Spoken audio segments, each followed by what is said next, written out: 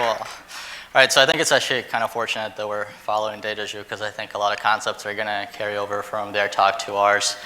But let me kind of kick this off with what MLeap is about, what problem it's trying to solve, and really why Holland and I are up here talking about it today.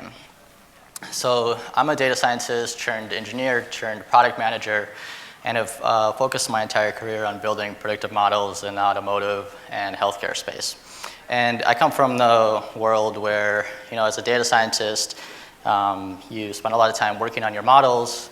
You train them, you figure out the best ones, and then you have to start a process with, working with engineering teams, product folks, program management to get your models out into production, which oftentimes, takes several months. And then I've had cases where it's like literally taking a year to get your models out into production. And in today's world, it's a little harsh, but unless your model's out there in prod, it kind of doesn't really matter. You don't really get to see the fruits of your labor. And that's really the problem that MLeap is trying to solve is how do you take the models that you've built in Spark and how do you deploy them into the production environment? Yeah. Hey everyone, I'm Holland Wilkins. I work at TrueCar. And I'm sort of on the other coin of this, the other side of the coin. Mikhail sort of produces these analytical models, and then I'm charged with the task of taking all the work that the analytics team has done and re-implementing it, whether it's in Java or Rails or JavaScript or whatever environment we need to deploy that model to. And as much as I like working with Mikhail, I really hate doing that, and I've done it a lot. So. We wanted to fix that problem. Yeah, and a quick note, what you're seeing on the slide really is just kind of a brief history of like Holland's and I's, past of how we got to MLeap. For me, it's been trying and failing many, many times to essentially get to continuous deployment of algorithms and models into production. And for Holland, he's always been building, scalable real-time systems. So it's really been kind of fortunate that he turned his interest towards machine learning and data sciences. And yeah, so let me kick off kind of the core of this with a statement, which is I really believe that the winning technology in the machine learning space will be the one that enables both data scientists and engineers to collaborate and work on a single platform. And what I really mean by collaborate, I mean both data scientists and engineers working from the very first step of building out the data pipelines to building your feature vectors, to training the algorithms, and then that last part, deploying them into production. So why is this a problem today? So for data scientists, like for any of you in the room, you do already a lot of coding and engineering, right? To build your research data sets, you're pulling data sets together from multiple sources, you're generating your feature vectors, you're writing your own libraries. But before that model can go into prod, the same process has to happen in engineering, and a lot of times, like as I mentioned before, it's a very long process. On engineering, the problem is twofold. One is the engineers that are in the machine learning space, a lot of them are very senior engineers, very talented engineers, and what they have to do is recode the models, transport them, rewrite them in Java, Scala, Python, what have you. And then the second problem is once those pipelines are rewritten, their code is never reused or very few times reused by data scientists because data scientists often work in separate platforms, whether it's be SAS, R, Python, scikit-learn. So the code and the pipelines that are production ready, they don't get as much use out of them. So why is this the right problem to solve within Spark and within the Spark community? So a little bit of history that everybody knows, when Hadoop came along, gave us HDFS, that solved the problem of taking all of your data and putting it into a single place. Most companies call them data lakes, even though real engineers know it's more like a data swamp, but the reality is having your data in a single system is a huge advantage, no matter how clumsy your data is. And then Spark came along and essentially provided same libraries, same APIs that both engineering and data scientists can use. That's another huge win because now data scientists and engineers are speaking the same language. So the last part that's left is, well, how do we train those models? How do we get them out into prod? And again, that's what we're going to show with MLeap. But before we dive into it, I just want to address some of the existing solutions, and these aren't all of them. Like for example, TensorFlow came out with their services a couple of days ago. So in DataJu talked about how they've solved it at their company. So a lot of people are thinking about this. And one thing I do just want to be clear is like why MLeap is different, because it's meant to be open sourced. It's meant to be built within Spark community. And another thing to say is all these companies are not really competing with each other for getting these models out into production. What they're really competing with is that first column, which is engineers having to recode models every single time. That is really what we're trying to solve for. It's not really to compete with anybody else. Because the engineers that are taking them, they're, again, rewriting the models in Java, Python, Ruby. And I mean, I've seen it even worse where people are coding linear regressions into SQL, and not at like small companies, but like actually giant companies like Microsoft and Dropbox. Like, it's happening. I see a few people like smiling, nodding their head because like, it's happening at your company too. So that's really what we're trying to solve with MLeap. And before I hand it up to Holland to talk about how MLeap solves that problem, a quick anecdote from a couple of days ago. We were talking to some folks at Databricks, and they're saying they have a lot of clients that essentially say like, okay, so we have our website, we have an API, we just want to point it at Spark and just like have Spark serve results. And kind of like nodded. We were like, yeah, I mean that's kind of where we started with this. So we did just that. We took an API, pointed at Spark, and your first result it'll come back in like 5 seconds, and then your subsequent ones will come back in like 1 to 2 seconds. And if you do some optimization, you might get like a sub-second response. But what MLeap does, and really this is a powerful statistic, is it takes those 1 to 2 second response times and it gets them down to sub-millisecond. And that is what MLeap is all about. So let's talk a little bit about, the intricacies. Yeah, so like Mikhail was saying, this project was born out of a need to pretty much create a real-time server that gave sub-millisecond results for single records for a used car pricing model that we were building at TrueCar. We set out to do it. We tried a couple different things. We tried Spark streaming, all that, and you just can't get down below millisecond response times if you just take existing solutions. We also knew that we wanted to leverage the Hadoop and Spark ecosystem. We had been using Hadoop for a while. We were just starting to use Spark. ML pipelines just came out, and they were really exciting, so we wanted to be able to use them at TrueCar to sort of bring data analysts and data engineers together, and also production engineers.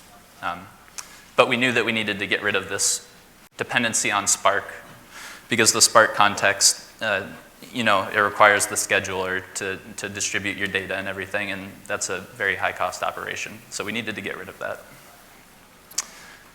The third thing that we were trying to do, and DataZoo is doing this also, is you need to be able to serialize your models so you have a historical record of them.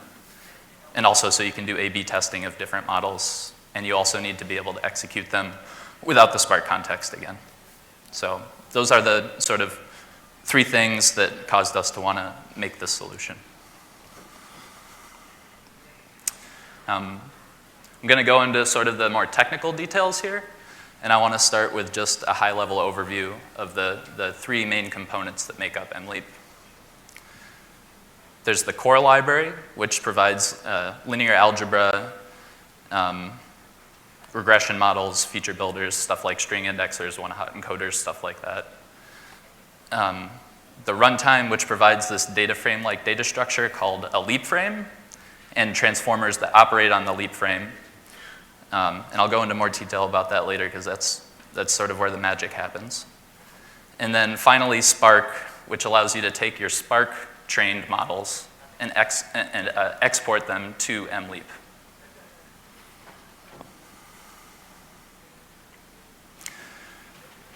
So looking closer at the MLeap core components, you have your linear algebra system. So you have your dense and sparse vectors, and a BLAS that we pretty much took directly from Spark, except there's no dependencies on Spark libraries. You have feature builders like vector assemblers, string indexers, tokenizers, one-hot encoders, all the nice feature builders that you'll see in the Spark libraries. And you also have regressions like linear regression, random forest regressions, logistic regressions, whatever types of classifiers you're trying to use, you'll see all of those as like the basic building blocks for what we're trying to do.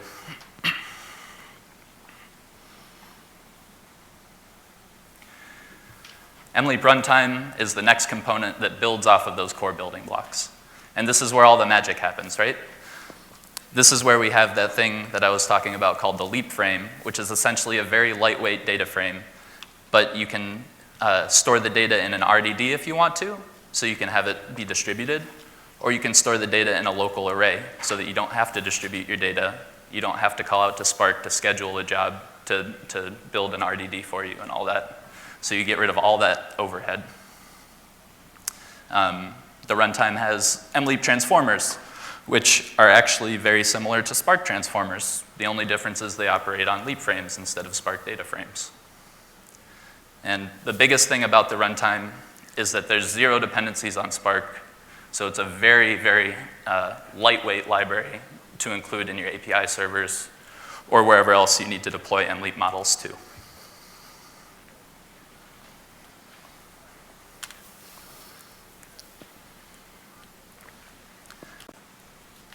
This right here is a proof of concept feature pipeline that we built out in MLeap in order to sort of prove out that, oh yeah, we can take a Spark pipeline that we might actually use in production, and we can actually export it to MLeap, and then we can actually put it up on an API server and serve it and give real-time results to people. So the basics behind this pipeline, pretty much you have your continuous features that you're putting together into a vector, you're scaling them based on the standard deviation, and you're coming out with a scaled continuous feature vector. And then the bottom part of this pipeline, you're taking your categorical features, which are all strings for the test data that we were using. You're running them through a string indexer, which essentially takes the string, turns it into an index, an integer-based index. Then we do one-hot encoding, which takes that integer and turns it into a vector. We take all those categorical vectors, assemble them into a categorical feature vector, append that vector to the scaled continuous feature vector. We get the final feature vector, and then we can train a linear regression with it. This was our proof of concept. And this is a nice proof of concept because it uses 5 different transformers in there. You can process tons of data with it, and it's actually a pretty useful pipeline.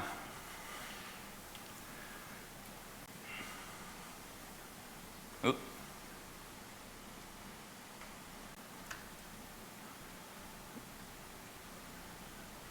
Oh, I think I lost connection to the internet here. Here we go.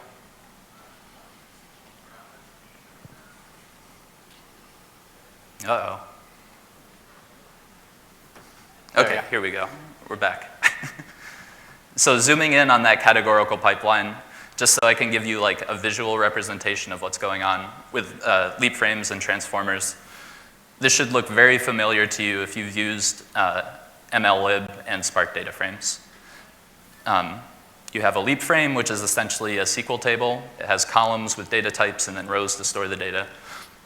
In this case, we have a leap frame that has 3 rows with the values Honda, Ford, and Nissan. We're encoding them to integers using a string indexer. Honda goes to 0, Ford goes to 1, Nissan goes to 2.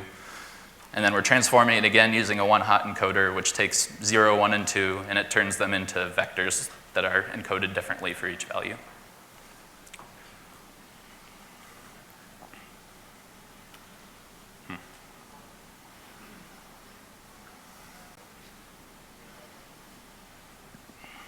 Can you guys see that all right? I'm sorry, the internet keeps bugging out here.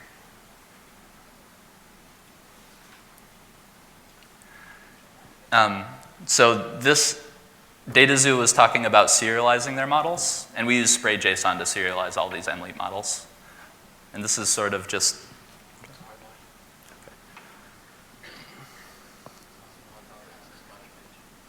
Oh, here, we're back. This will work. That's fine.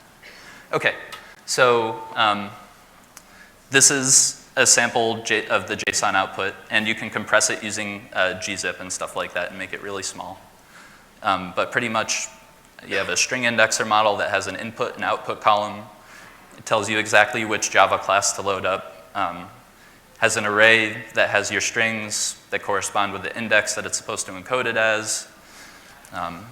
You have a one-hot encoder model over there, and that has the same type of deal, an input column, output column, and the size of the output vector. And then the last one that I'm showing you is the linear regression model, which has input features column, output prediction column, all the coefficients and the intercept that you need in order to execute the linear regression model. So all sort of stuff that you would expect to see serialized so that you can execute a model at a later point in time.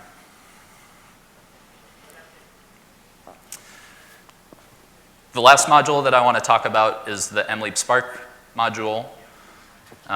And it sort of has two core functionalities. The first one is take these awesome Spark ML pipelines that you've spent tons of time training and vetting and export them to MLeap so that you can actually execute them anywhere in the JVM.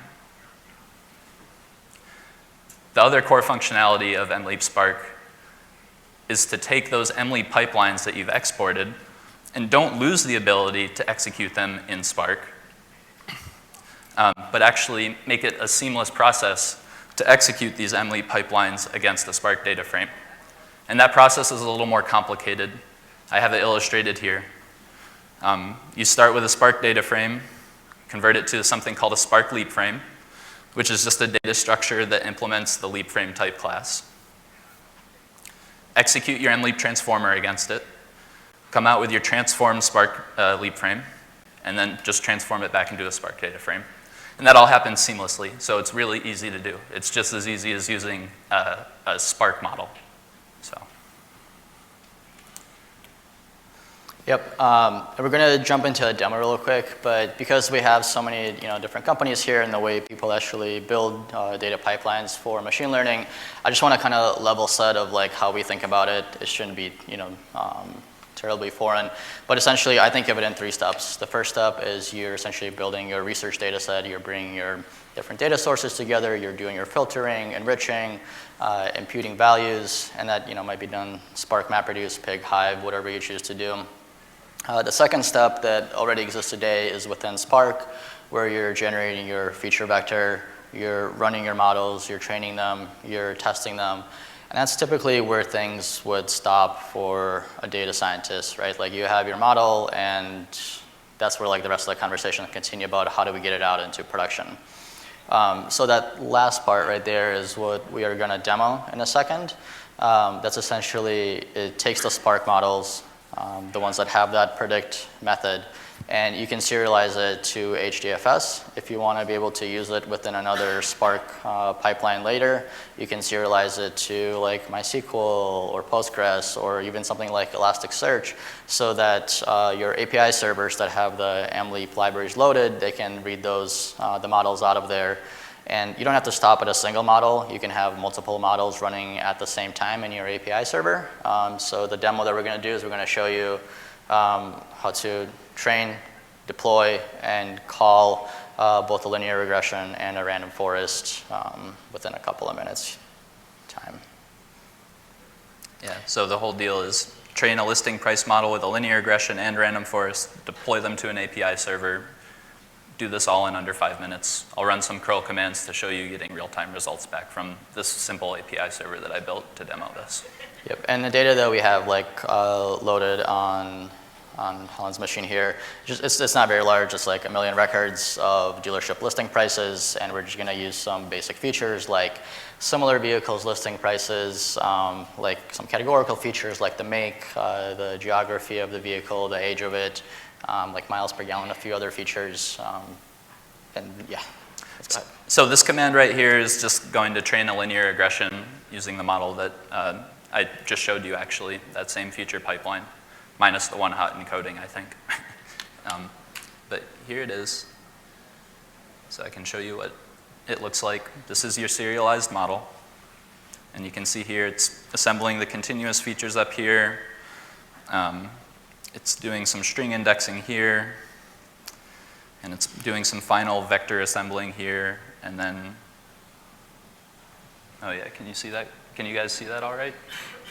Yeah. Anyways, and then here's the linear regression model at the end. And then we'll train the random forest.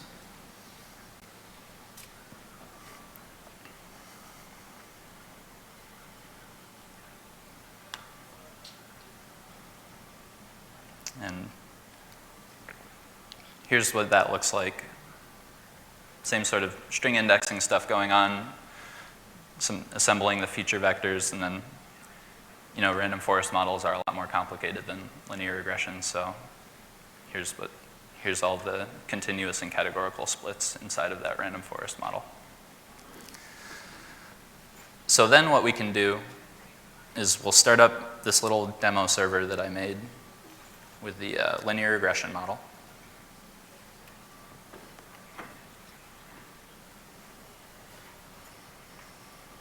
I'm going to pipe some sample data into it.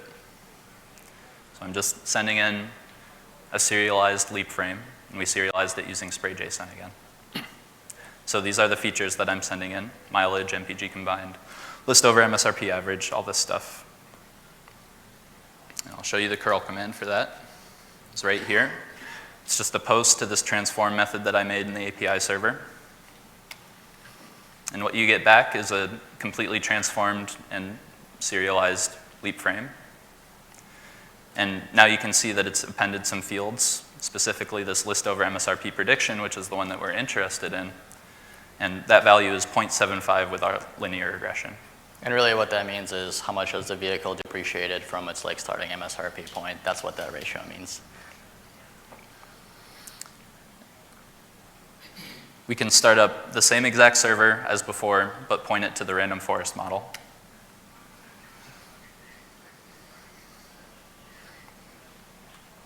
We can run the same exact curl command as before with that same sample data frame that I showed you. And you get the results from the random forest model this time. So in this case, the random forest is saying, actually, the list over MSRP is 0.776. That's how easy it is. We just did that in 2 minutes, training a model, deploying it to an API server, getting real-time results. That's what MLeap's all about. And I think there's one more thing that I want to talk about, which is the future of MLeap. We want to make MLeap core a dependency of Spark so that they're using the same libraries to execute your models. And this is to ensure that both models are actually doing exactly the same thing to your data. We don't want there to be any question of a doubt there. And we're talking to people at Hortonworks about how we can go about doing that. That's really a big goal for us. We want to expand the supported transformers because maybe you guys don't use string indexers and one-hot encoders. Maybe you use tokenizers and hashing term frequency stuff. So we need people to contribute transformers to this project so it supports the entire array of transformers that Spark supports. And lastly, I want to build out a Python and R interface for it so that data analysts can use it a little bit easier. And it'll allow for some easier collaboration. Thank you very much. This is the GitHub. This is mine and Mikhail's email address. Come talk to us after this if you have any questions.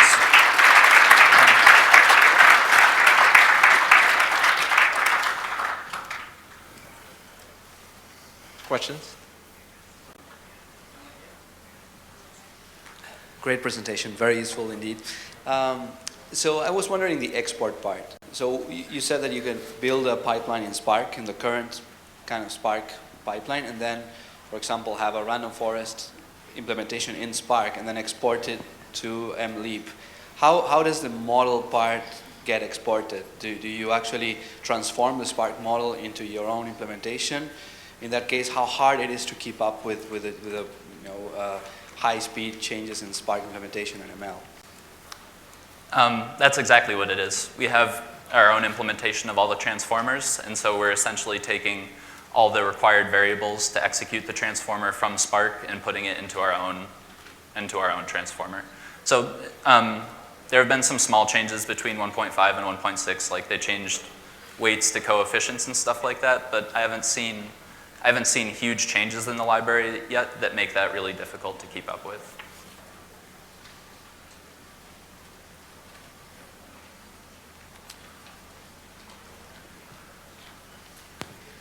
Two questions. One was why you chose JSON versus PMML, and the other one was why you guys ended up re-implementing some of the transformers. It seems from your Git repo that Spark also has similar things. Yep. So the first question was about PIML, and we looked at PIML, but there's a huge impedance mismatch between ML pipelines and PIML.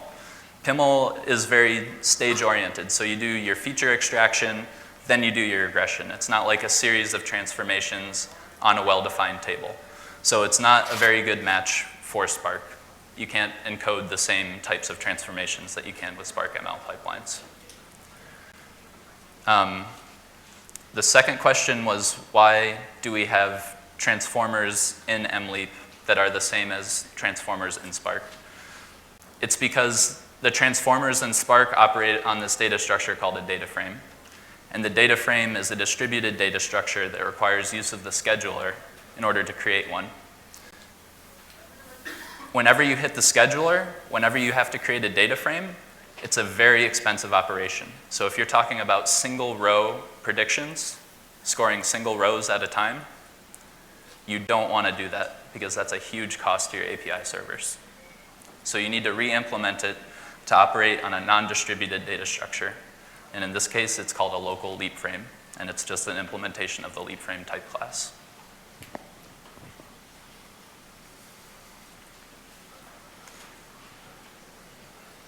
Any other questions?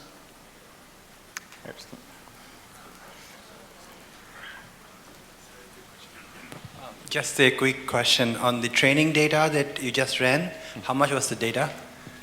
There's like 1 million rows and like a handful of columns, so not terribly large, but it is on a local machine. And there was one in the back, I think, too. Is there a question in the back? Yeah, cool. So it's just, it's very great, very nice solution, but what's the ideal would be to re-architect the Spark library itself to be able to perform operations on both the whole data frame and You got it. If ML had been designed from the start to operate on a type class instead of a data frame directly, we wouldn't be sitting here having this conversation probably. This would be a solved problem. I really want to talk to the MLlib guys. I think they're here. I want to talk to them about all of that. And I think the first step towards getting there is making MLeap a dependency of Spark so that they can at least share the common core building blocks like the linear algebra system, sparse and dense vectors, matrices, like all those sort of core fundamental building blocks.